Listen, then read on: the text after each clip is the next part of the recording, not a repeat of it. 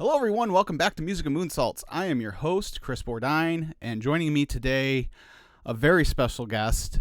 He's one of the co-hosts, sometimes three, sometimes four, sometimes two. You never know. Of Three Sides of the Coin, a Kiss podcast. Michael Brandvold is here today. Michael, it's a pleasure to talk to you, man. Hey, it's a pleasure to speak with you as well. I always love talking Kiss, and even more so because we're going to be talking Crazy Nights today. Yes. It's the we're right around the 35th anniversary of the Crazy Nights album, and it's a very special album to me.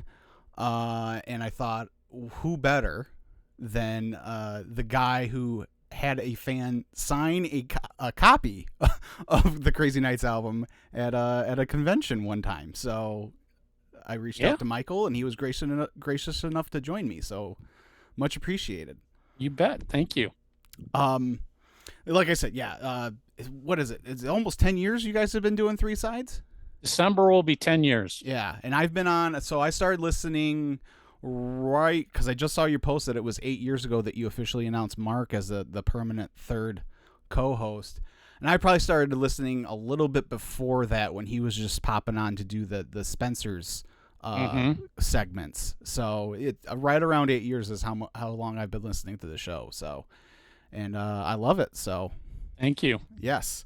So what I usually ask, and if people have watched or listened to Three Sides, they probably know. But just kind of briefly, give me what's your relationship to Kiss as far as when did you become a fan? I started as a fan back in 76. Okay. The first Kiss moment that really sticks with me, and I remember, was watching them on the Paul Lynde Halloween special. Okay. And that was that, that for me, that was like the Beatles on Ed Sullivan for a lot of people. Yeah. I was 12 at the time, and my jaw just dropped. I was like, what am I seeing here? Yeah. This is, I love, the music was amazing. The vision, I mean, it was just mind blowing for a 12-year-old kid in the mid 70s to see that. And I can't remember, the exact timeline. I don't quite remember. My mom got me Rock and Roll Over as my first Kiss album. And basically from that moment forward, I loved Kiss. I think my fandom really took off probably the Dynasty era. Okay. Yeah. But my first concert wasn't until Creatures of the Night. Gotcha. Awesome. Yeah. And one of the reasons why I want to talk about the Crazy Nights album is because this is kind of the origin story of my Kiss fandom. So we'll and I'll when we get into the actual album itself, I'll explain that a little more. But what do you? So one of the many catchphrases on Three Sides is "Timeline is everything." So as a Kiss fan, starting in '76, when we get to 1987, were you did you know about Crazy Nights coming out ahead of time? What was the buzz like in Kiss fandom? Yeah. So in '87, I graduated college June of '87. I had been doing college radio for about 2 years. I did a metal show on college radio and was a music director at a college station. So I was aware of the album coming out. I mean, I think I was probably aware of every Kiss album release, starting with Lick It Up. Okay.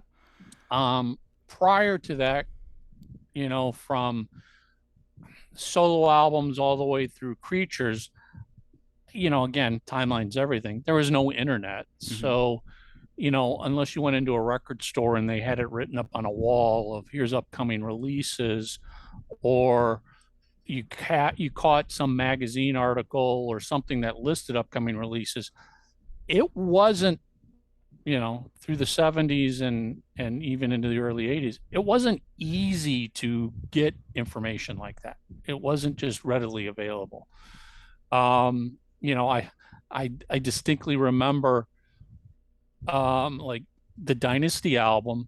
I didn't buy it until September of 79. Now that album came out, I think if I'm correct, in May of 79. Mm-hmm.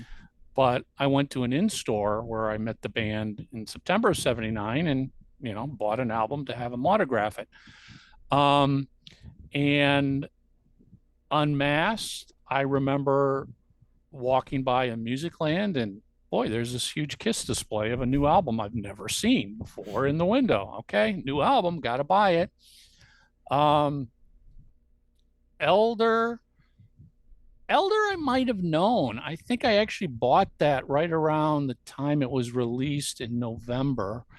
But Creatures of the Night, I had no idea that album was coming out. I actually went into the record store looking for Killers because I was aware of Killers being released Mm-hmm. as an import. And I went into the record store looking for Killers and they didn't have it. Now, not surprising because it was an import. It was never released domestically in the US.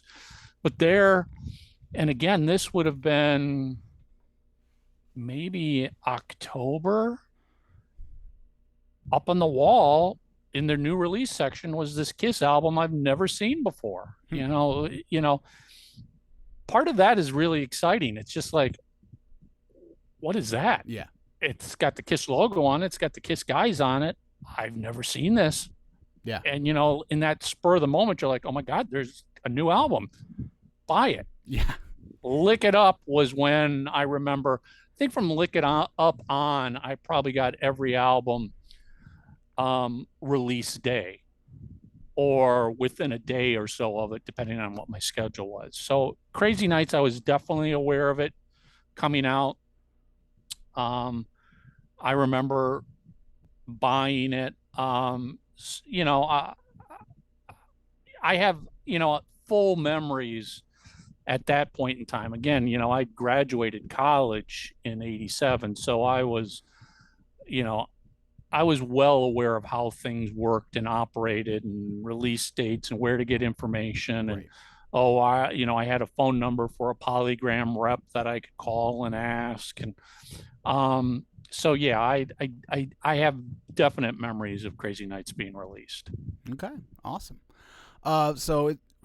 September 1987, like I said, and there's some discrepancy on the actual release date. A lot of places have it marked as the 18th. Others have like the 21st or the 22nd. Well, it had to have been a Tuesday. Right. So I think that would have made it the 22nd because I actually looked at a calendar, went on my phone and dialed the calendar all the way back to 87, and I want to say that was like the 22nd. Yeah, was a Tuesday. Back then, everything was released on Tuesdays. Yeah. Mm-hmm. There was nobody that did a release on a Monday or a Thursday.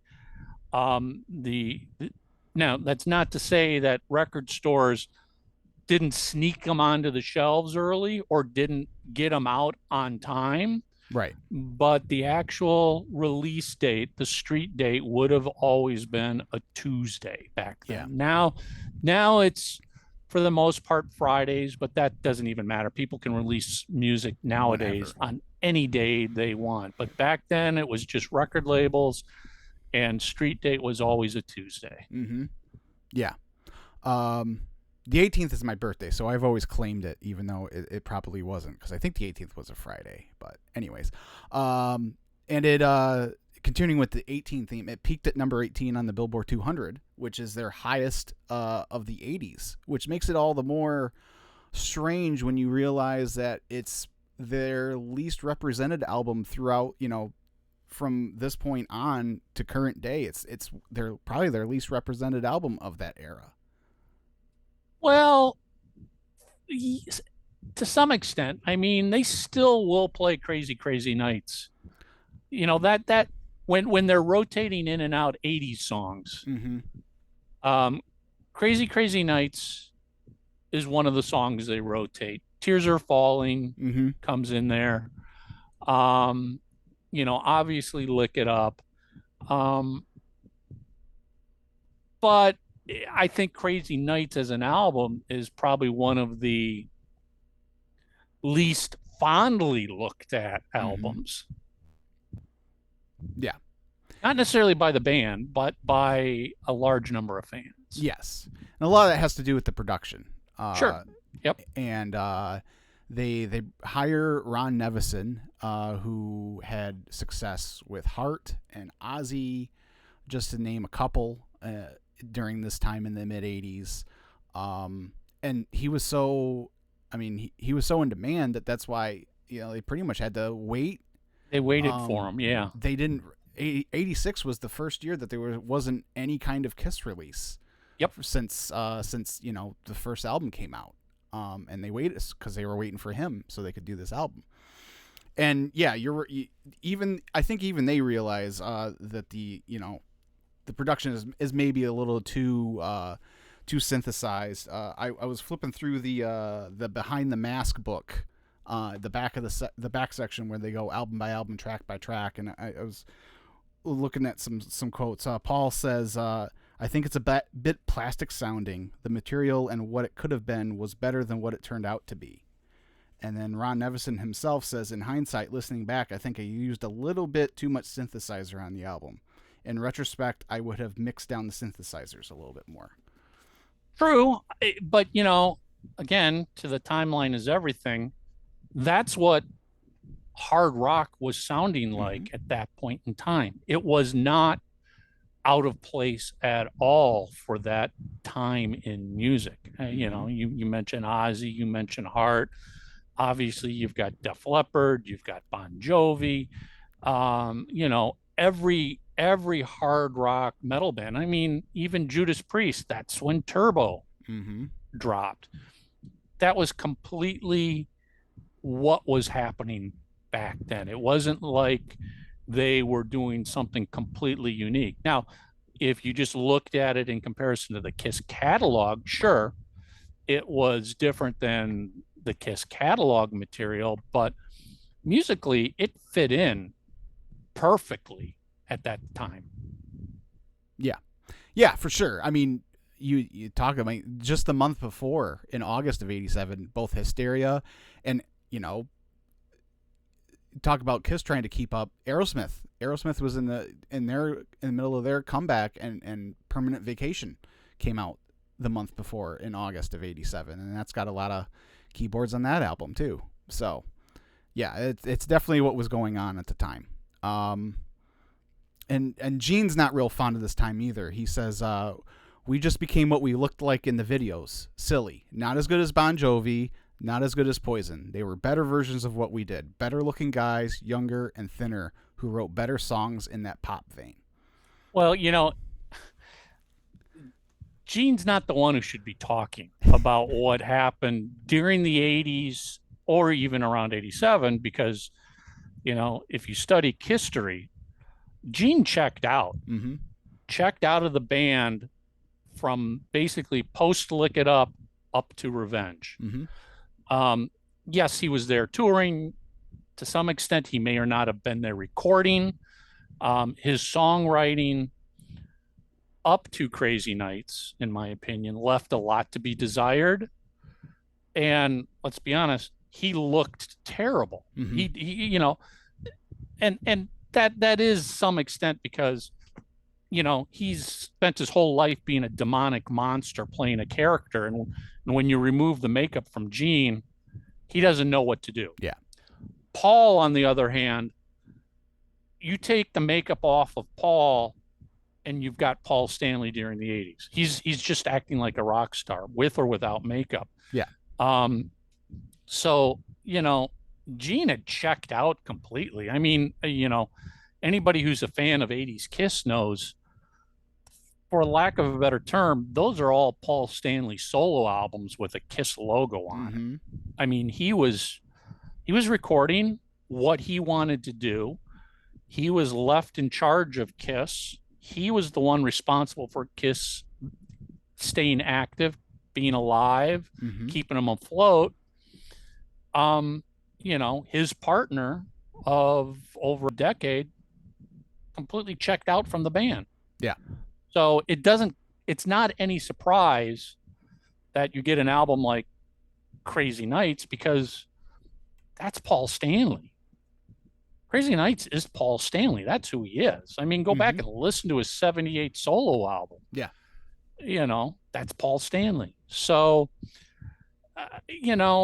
Gene is the last one who can step up and criticize anything during the 80s, because he wasn't there lending his weight and, contributing his fair share to it. Right. Right. Why do you think why was I don't want to say why was he allowed, because obviously he's a grown man, he can do whatever he wants, but I just got done reading a Van Halen book, Van Halen Rising, and they were talking about when Gene was trying to mentor Van Halen, trying to get Bill O'Coin to sign them on, and basically Bill and Paul got together and kiboshed it. Not because they didn't think Van Halen was any good, but because they wanted to make sure Gene's focus was with the band. Why do you think those same measures weren't obviously O'Coin was gone, but why do you think Gene was allowed to get past that point in the 80s? That's a good question. We never really discussed that. I mean, I think back in the 70s, Kiss was establishing themselves. It was still the four original guys. Gene needed to be part of Kiss for them to become as big as they became. By the 80s, clearly, they were down to just two original members. And Kiss had been established, in the fact that they were influential, especially all the bands they were competing against during the 80s. They all come out and say, well, Kiss was one of our biggest influences. So I think to some extent, Gene had earned the right to be able to do that on the condition that he doesn't leave the band. Right. Because that would make it more difficult contractually to do everything. Now, all of a sudden, and you can go back and look at Creatures of the Night album. The only reason Ace Frehley was on the cover was contractually the band had to have three original members in the band. That was the contract they had with their label. So they tried to fool everybody, including the label, that Ace was still in the band. Right. If Gene had left the band, now is it still Kiss? Will they be able to draw as many people in concert, sell as many albums if Gene is no longer there? If it's only Paul? Probably not. Yeah. It was probably done just from a business standpoint of, all right, it's going to suck not having Gene be a contributing factor to creating all of this, but the band would be in worse shape if he did leave. And, who knows what the Kiss contract would be. If Gene left the band, would he still be a member of the band? I mean, you go look at like Motley Crue. Right. Mick Mars and Nikki Sixx are the only members of Motley Crue who are still members of the band. Right.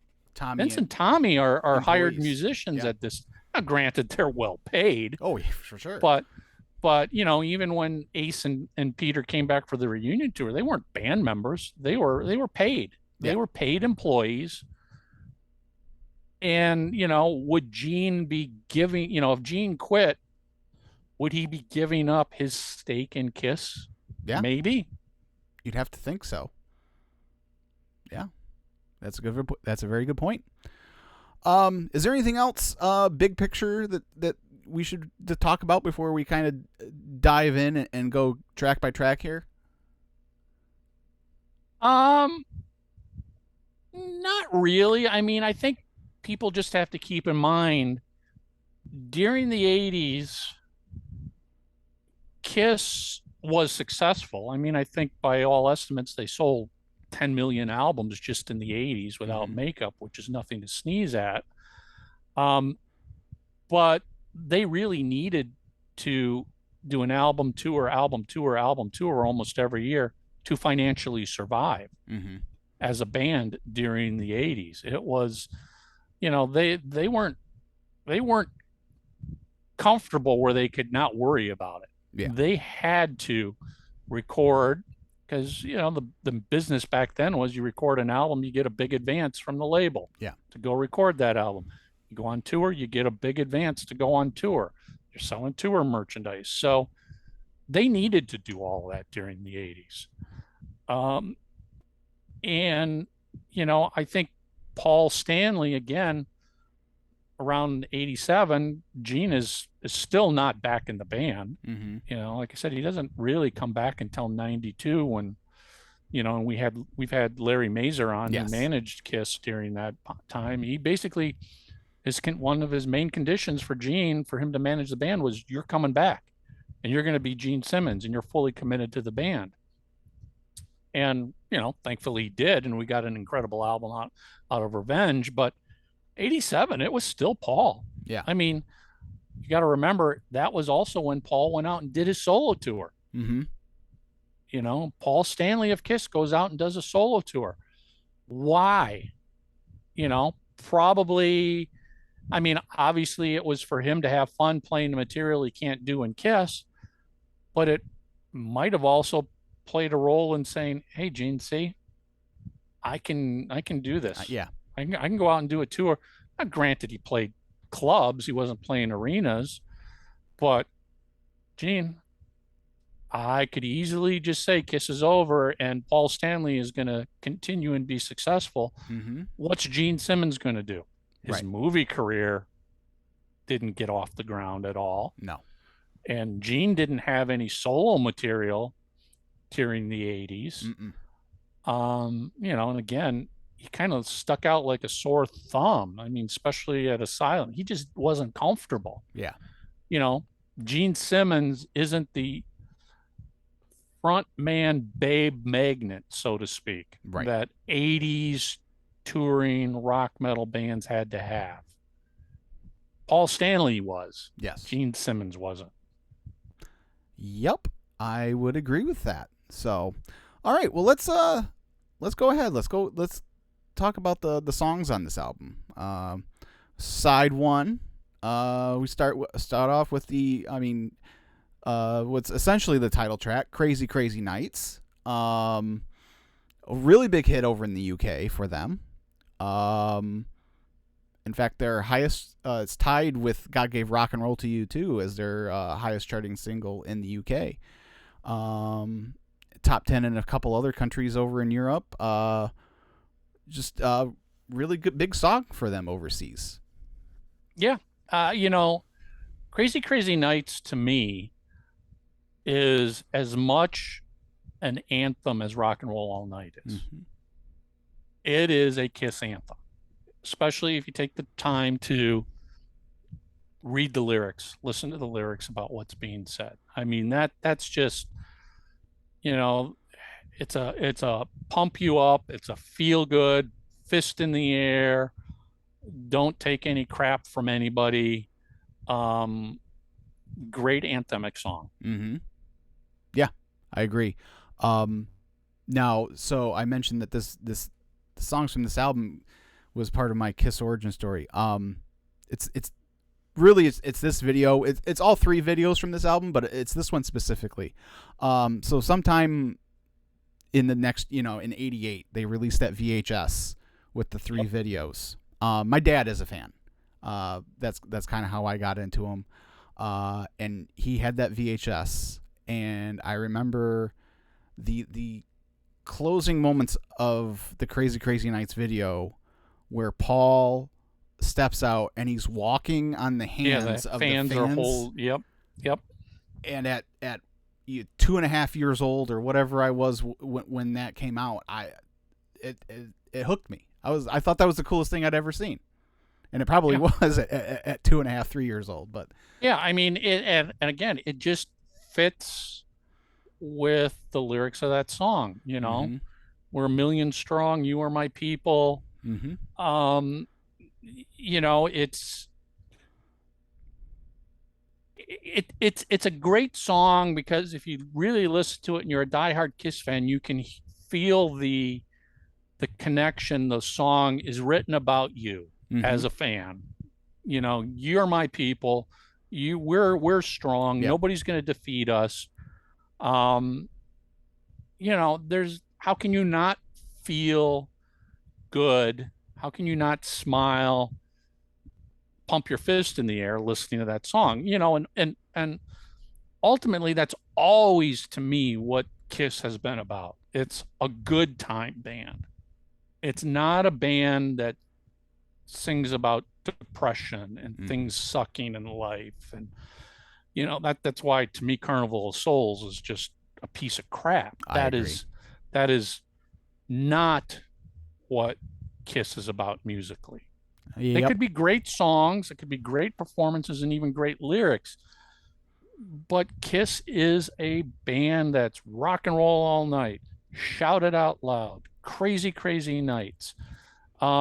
You know, it's about having a good time, and that's what this first track is all about. Yeah. Yeah.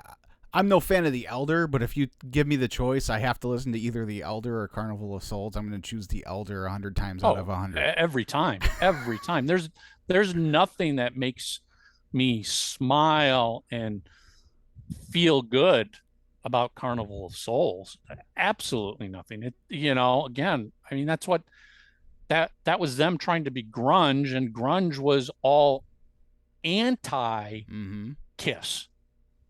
Yeah. You know, grunge, and I'm not saying, you know, yeah, all of our lives have good and bad in it, but you know, Kiss has always said, come to a Kiss concert so you can have 2 hours escaping the crap that's depressing. I don't want to put on a Kiss album and listen to, you know, 45 minutes of depression.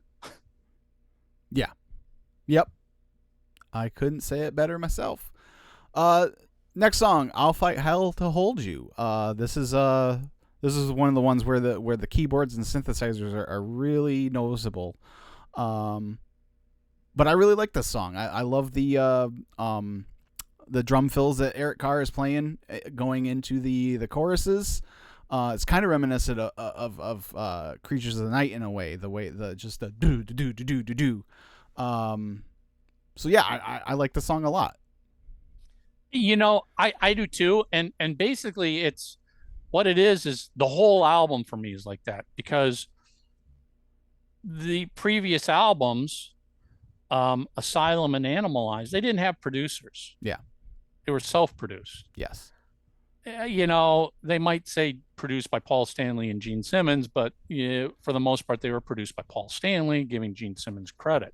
Yeah. Um, and Gene probably had a lot to say about his songs on the album. sure, oh sure, But sure, otherwise, it was pretty much all Paul. and you know, and this is what I would say about like even their last two albums, Monster and Sonic Boom. You can tell when there's no producer involved in an album. Mm-hmm. It can still be a good album, but it's just missing a little bit more to make it a great album. Yeah.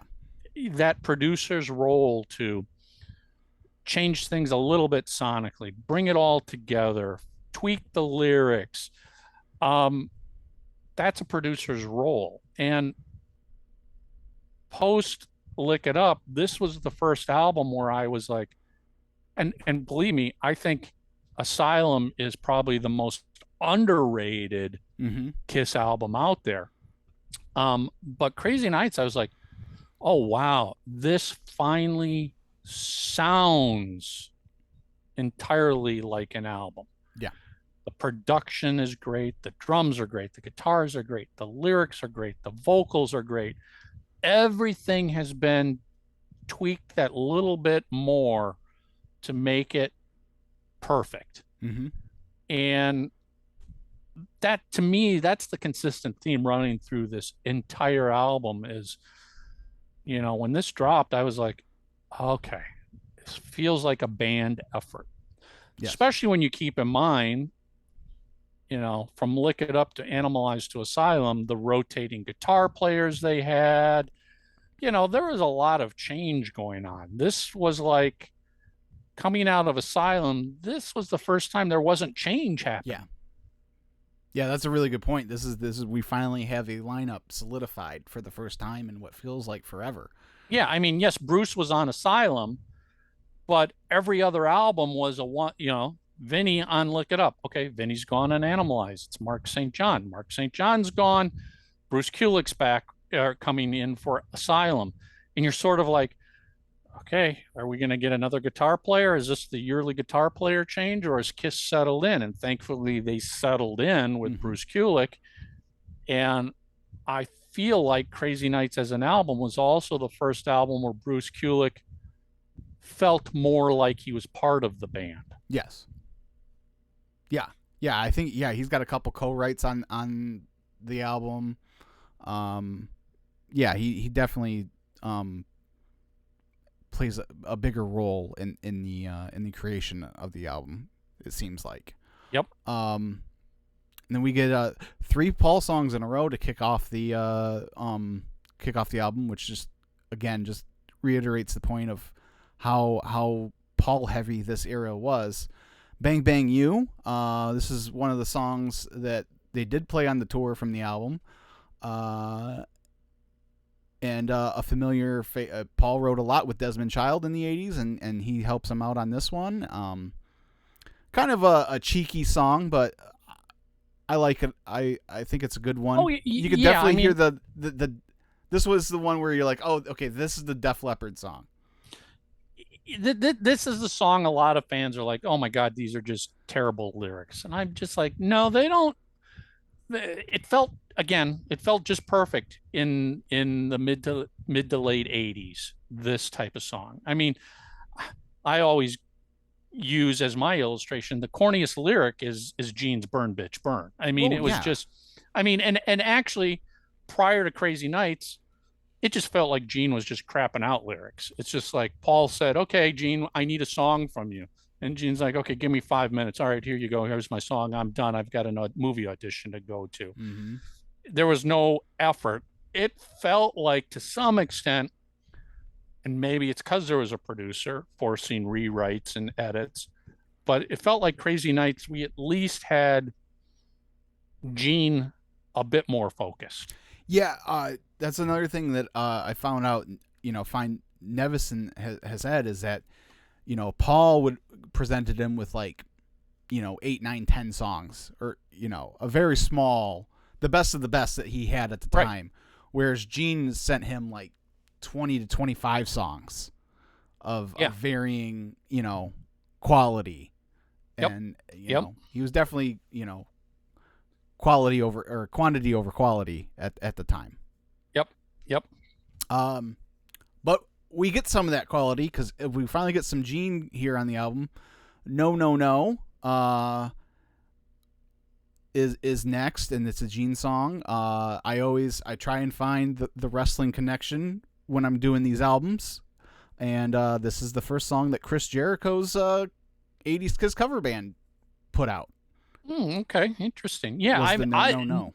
No, no, no to me is the surprise standout song on the entire album. I mean, it opens up with a blistering Bruce Kulick guitar solo. Mm-hmm. I mean, the song literally starts with a guitar solo.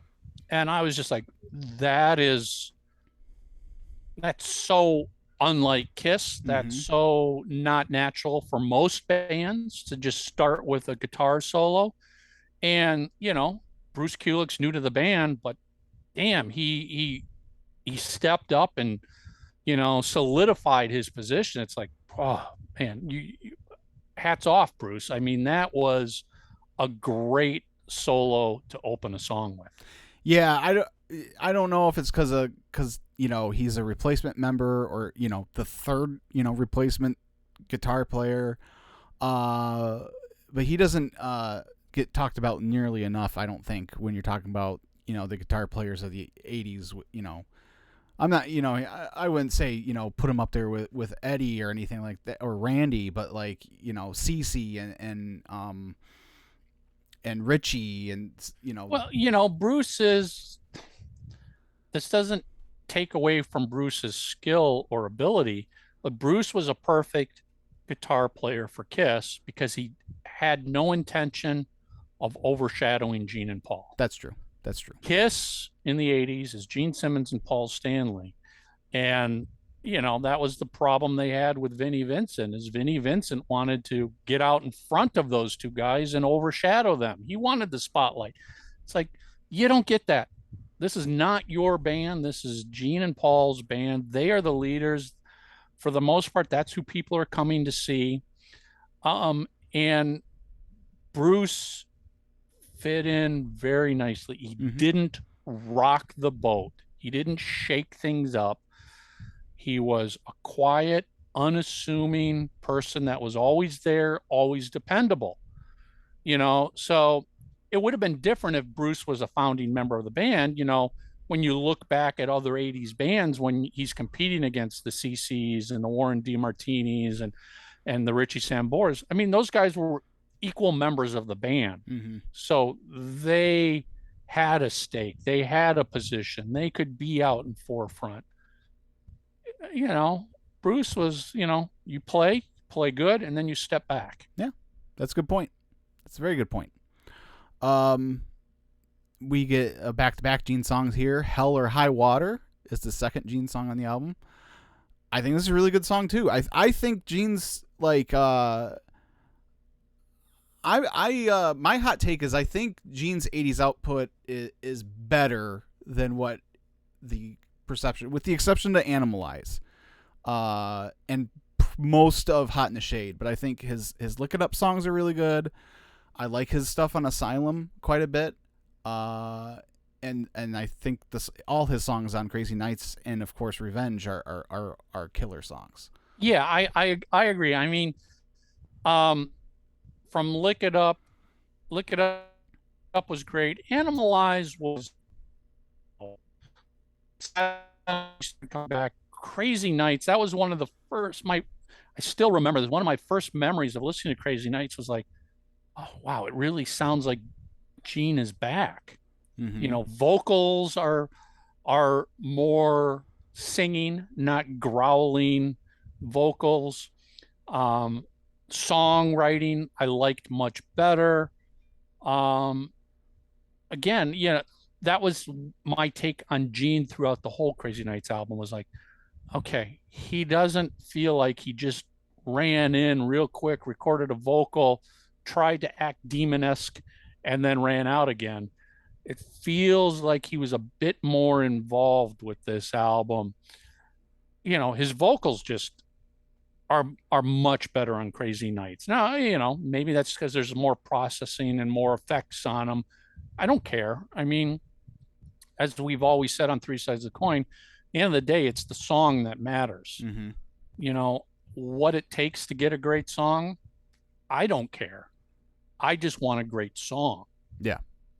And I think, and many Kiss fans will just disagree, but I think we got a lot of great songs on Crazy Nights. Yeah, I agree. But not one of them, in my opinion, is the closer to side one, My Way. This is my least favorite song on the album. This one takes I can handle the keyboards on most of the songs. This one takes it way out of all the way. It's all the way over in the red to me on this song.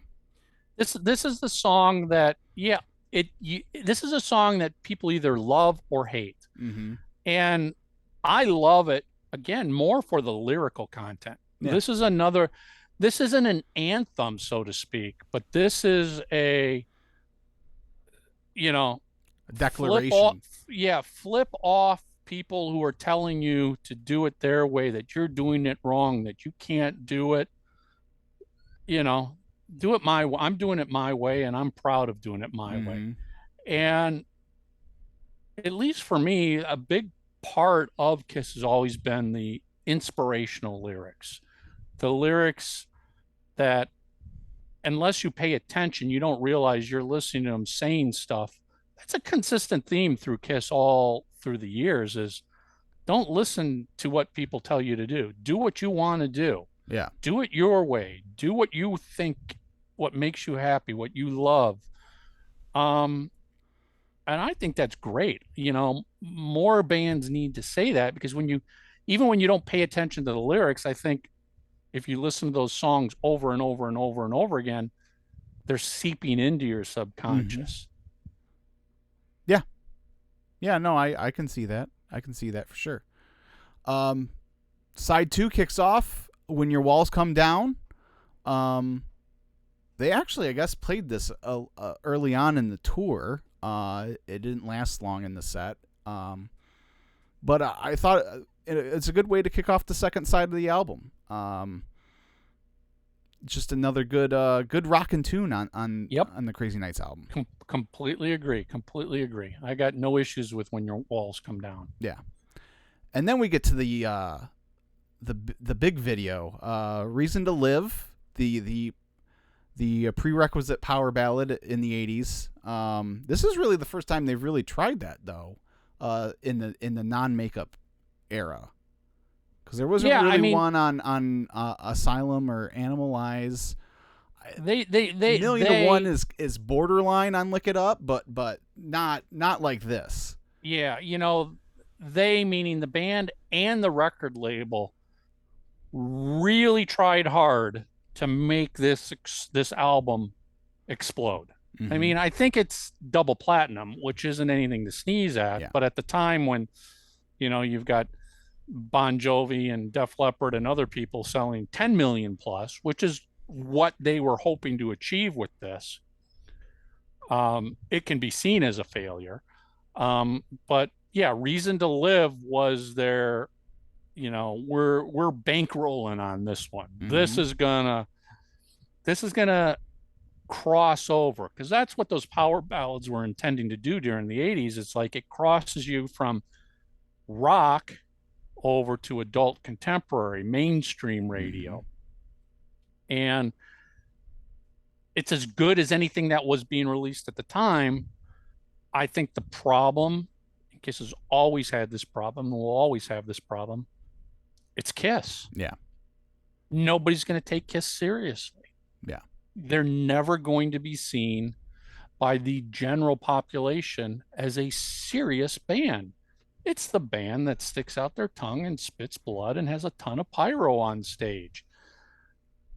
People listen with their eyes, not with their ears. Mm-hmm. Again, Reason to Live is as good as anything that was happening at the time, and it should have been huge. It's Kiss. Yeah. And you can't get away from that. Yeah. Yeah, it didn't get the chart success, but it was a big hit on MTV. This is back in the Dial MTV. Dial era. MTV. Oh yeah. And it was number one on Dial MTV for quite a while in the beginning of '88. So, they had that going for them. And is this when? So obviously we know. Moving forward, Hot in the Shade tour, they bring back a lot of the classic songs, and it just keeps rolling and rolling as far as like recognizing their history up until the reunion. In this video, Gene's got the bass with his makeup on it. Yep. Is this where it's kind of they're tipping they're dipping their toes in that water? Yeah, whether they were doing it intentionally, I don't know. But I remember when I first saw it going, if you were a Kiss fan from the 70s, you were like, whoa, what is that? He's got the makeup on the bass. Mm-hmm. Because you're right. They hadn't really focused on the makeup in anything from Lick It Up onward. Yeah. And then Crazy Nights hits, and you're like, wow, there's a little bit right there. And yeah, I don't know whether it was intentional or what, but it was a cool little seed. Mm-hmm. And, I think for the older Kiss fans, it was something where you're like, I like this. Yeah. That was cool. Yeah. That was cool.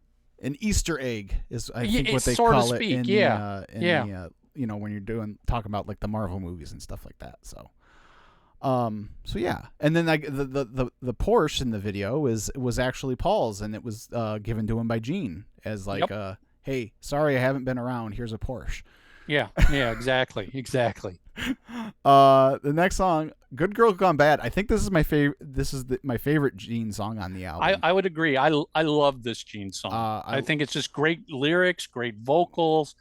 It just feels like a natural Gene Simmons. Yeah, yes. And then the third and final single that didn't really do anything, although It should have. it Again, it's should as have. good as it was as good as anything out there. This is my favorite song on the entire album. "Turn on the Night." Um, the video's cool, with the girl coming out of the road case, and turning on the power, and it looks silly now. In 2022, you can definitely tell the green screen and whatnot, but they pan out and they're playing. It looks like the video starts out. It looks like they're playing in an arena, but then they pan out and they're on a rooftop. Yeah, yeah. Well, and again, everything from the '80s, when you look at it from today, looks kind of cheesy and hokey. Yeah. But if you were, again, I was in just graduating college then. That was freaking cool. Mm-hmm. That was happening. That was what everything was like. It was, and again, it's hard for people to understand this. That was MTV era. Oh, MTV was it. It was everything in the 80s, and videos were like, bands would spend, $250,000 to film one video back then. Mm-hmm. Pyro, staging, all sorts of people and special effects. I mean, they were mini movies back then. Oh yeah. They were big deals. There would be, the MTV world premiere of the new Kiss video is coming up this Thursday. You're going to see it before anybody else right here on MTV. I mean, that was a huge, huge deal. Yeah. Yeah, for sure. Yeah, they shot it at the in Worcester, Massachusetts, the video, but they never played the song live, even though it was a single, which is well, crazy. And it was the third single. It didn't go anywhere, so why would you? In their minds, are like, why do we play a song that nobody's playing it on the radio? Nobody's interested in it. We're not. I think they basically knew at that point, not that the album was dead, because again, it did sell 2 million copies, but this album wasn't going to break. Right. And again, there's a couple people in the crowd with makeup on, so we're starting to see that. But yeah, it's whenever Bruce does one of his shows on the cruise or whatever, I'm always like, did he do Turn on the Night, and did he do Who Wants to Be Lonely? Those are the two I always look for in those sets. And then we close out the album with Thief in the Night, a Gene song that originally was on the Wendy O. Williams record. Yeah, it's not a bad song at all, but if there was any low point for me, it's Thief in the Night. I was just like, wait, this is from the Wendy O. Williams album. You mean you didn't have anything more? Now, granted, it wasn't Wendy O. Williams' song that Kiss covered. Wendy O. Williams played basically a Kiss song. Right. But still, and back then I was listening to that Wendy O. Williams album all the time, because to this day, that's probably the greatest Kiss record out there without a Kiss logo on it, because it's got so much Kiss in it. Mm-hmm. Guitar players, songwriting, Gene producing it. I mean, it sounds like a Kiss record with Wendy O. Williams singing it. It's a phenomenal album. If you haven't heard it, you got to go find the Wow album from Wendy O. Williams. It's a great album. But Thief in the Night, I was just like, okay, well, I've already heard this. Why are you doing this? And it was even more of a low point years later when, you start discovering great songs that were recorded for Crazy Nights that they didn't use, like Right. Sword and Stone. Mm-hmm. Sword and Stone is an amazing song that they didn't use. Paul Reno from Loverboy recorded it on his solo album. Right. And And over the decades, many other demos have come out. It's like, boy, there's a lot of great demos and other songs from that Crazy Nights era that you could have used. Why Thief in the Night? Right. Why did you have to do Thief in the Night, which was just a couple years earlier on Wendy O. Williams' album? Yeah, you mentioned Sword in the Stone, which is the one that I'm most that one and Time Traveler are the two demos that I'm most familiar with from this era. And I'm guessing trying to keep some semblance of balance, between the Paul and the Gene songs. Give them at least four Oh while yeah, I mean it's funny because as much as I talked about, it's all about the song. As Larry Mazer talked about for the Revenge album, you know, the second single off of Revenge had to be a Paul song, even though the better choice would have been another Gene song. But in order to keep the peace between those two, he went he went with the Paul song. yeah. And you know, even with Gene not involved in these albums, there was that going on. It's like, okay, well, if Paul's singing four songs, Gene's going to have four songs. Mm-hmm. If there's going to be, if Paul gets a single, then Gene gets a single. Doesn't matter whether it's the right choice. It's the choice that you do to keep the peace. Yep. Yep. For sure. And that goes in bands. That goes to any kind of relationship. Sometimes. Oh yeah. It's give and take. I mean, it's Gene hates "I Was Made for Loving You," but he plays it because Paul loves it. Mm-hmm. Paul's not necessarily a fan of "I Love It Loud," but they do it because Gene loves it. Mm-hmm. Again, it's give and take. It's keeping things happy and balanced. But yeah, part of me is like, well, crap, you left off what would have been a much better song. Yeah. Suck it up, Gene. Do it for the song, not for the ego. Yeah. Yep. Michael, is there anything else we didn't touch? I think we pretty much covered this thing front to back. But is there anything else that any final words?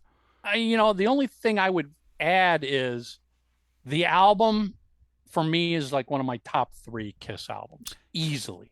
Easily. It's in my top 5 studio albums for sure. But the tour, this Crazy Nights tour, one of the worst tours they've ever done. I hated it. I mean, it was only 75 minutes, so it was short. The stage was kind of bland. The only cool thing was they opened the show with Love Gun. Yeah. Which was so unexpected. It was like, whoa, you're opening with Love Gun, which I think bands have to do that every once in a while. As you shake, it could be a song you've heard a million times, but just hearing it in a different spot shakes things up significantly.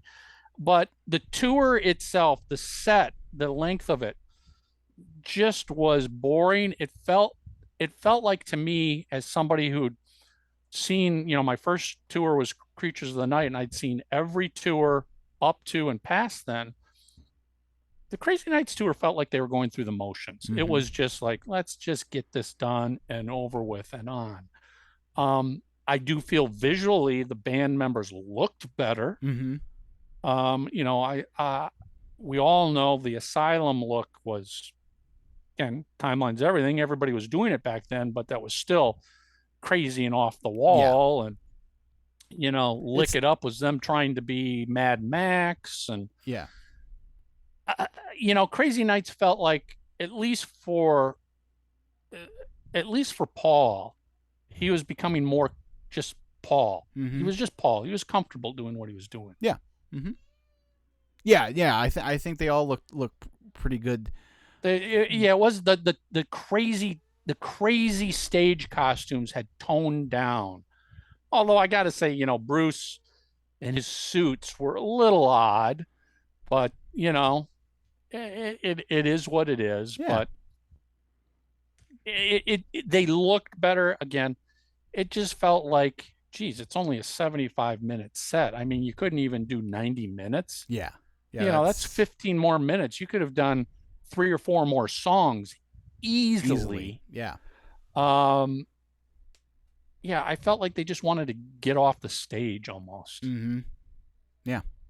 That is that's too bad. I'm pretty sure. Yeah, no, I know for sure because he's got the tour book. I know my dad saw this tour, and it's the one he doesn't talk about as much, and that's probably the reason why is because You know, it's so and the short. other thing that was odd is, at least when I saw him, I'm pretty sure it was Anthrax who was opening for them on the Crazy Nights tour, which absolutely nothing against Anthrax, and the guys in Anthrax are absolute huge Kiss fans. Mm-hmm.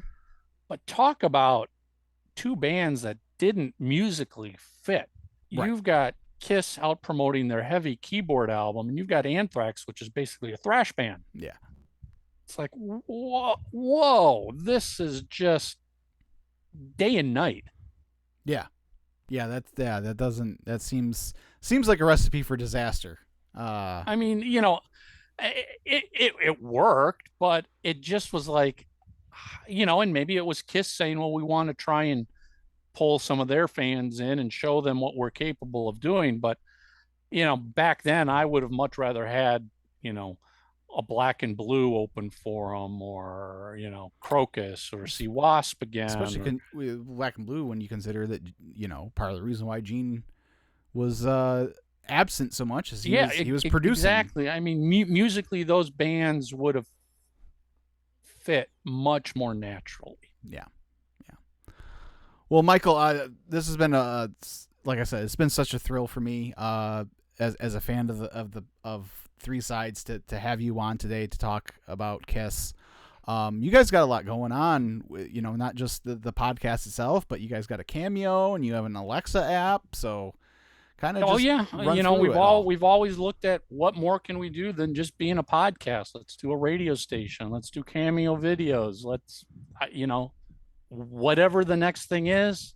You know, it's sort of like Kiss. They're never afraid to try something different. It's like, yeah, we love talking about Kiss, but what more can we do? Yeah, we have a blast doing it. Yeah, and it shows. It shows when you listen that you guys are having a lot of fun. So, yeah. Is there anything you know, just say you know, with the Alexa app or anything you wanna you know? Well, you know, you can find the podcast at threesidesofthecoin.com. You can get all the information on how to launch and use our 24/7 365 Kiss radio show. Just go to threesidesofthecoinradio.com. By the time this is airing, the radio station will have been taken over by Charlie Benante from Anthrax, and he's programmed it all with all of his favorite Kiss songs. We just had Eddie Trunk programming the station. Mm-hmm. I'll be releasing this on the 18th on my birthday. So okay. Charlie's all right. playlist Well, will be on there. That'll be it. Charlie Benante's programming will be live then, and okay, cool. At some point in the future, we've got Ron Keel programming the station. You know, we've actually, Chris Jericho said he's going to do something. So, you know, we're keeping the station fresh by having all these people come in and provide their favorite Kiss songs. You know, somebody like Chris Jericho will probably be filled with 80s material, and I'll love it. I'll be definitely, whenever his playlist shows up, I'll be definitely making sure I tune into that. So yep. All right. Cool. Well, Michael, again, thanks a lot. As for me, you guys can follow me on Twitter at IBenAsChris, or just go to musicandmoonsalts.com for all the information on the podcast. So until next time, everyone, see ya.